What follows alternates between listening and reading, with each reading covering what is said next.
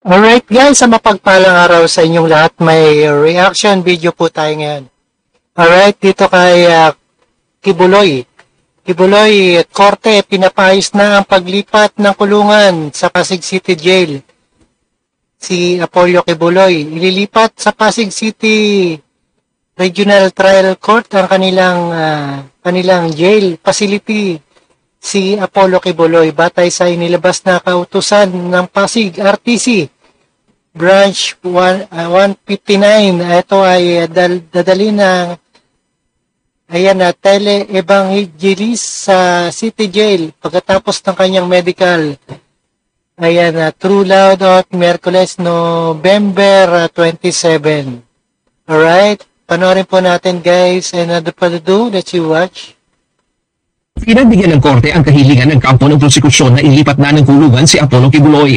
Ayon sa legal counsel ni alias Amanda, ang isa sa mga complainant ng sexual abuse laban kay Kibuloy, ikinatuwa ng kanilang kampo ang desisyon na ito ng korte lalo na ng mga complainant. Of course, we are very happy kasi yun naman talaga yung gusto namin mangyari, na malipat siya sa City Jail kasama ng mga ibang akusado. Patunay niya ito na gumugulong ang justice system sa bansa.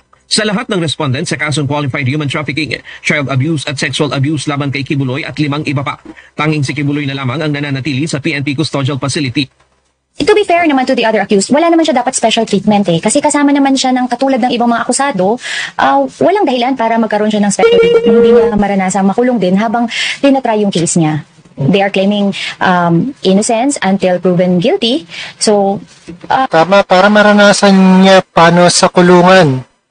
Hindi lang pasarap ito. let it be. But dun tayo sa tamang proseso. Dun ka sa City Jail.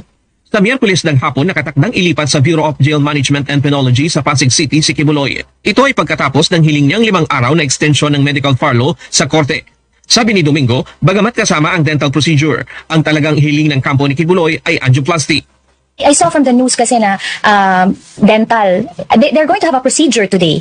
Heart procedure. It's not dental. I don't know why they have to say that it's dental. I don't know if it has something to do with Kibuloy running for senator, that they want to hide that fact. But the fact is, it's not just dental. Of course, kasali yung dental. Pero he's going to undergo angioplasty. Ayan, kaya ililipat ito nga si Apollo Kibuloy sa Pasig RTC Jail facility si Apollo Kibuloy. Maasa ang kampo ng prosekusyon na matutuloy ang paglipat ng kulungan kay Kibuloy sa darating na Miyerkules. We are hoping kung walang additional drama on their end na hindi siya fit to be in a city jail. Pero sa tingin ko naman, pagkatapos ng procedure, yun yung order ng korte, i-commit siya sa city jail.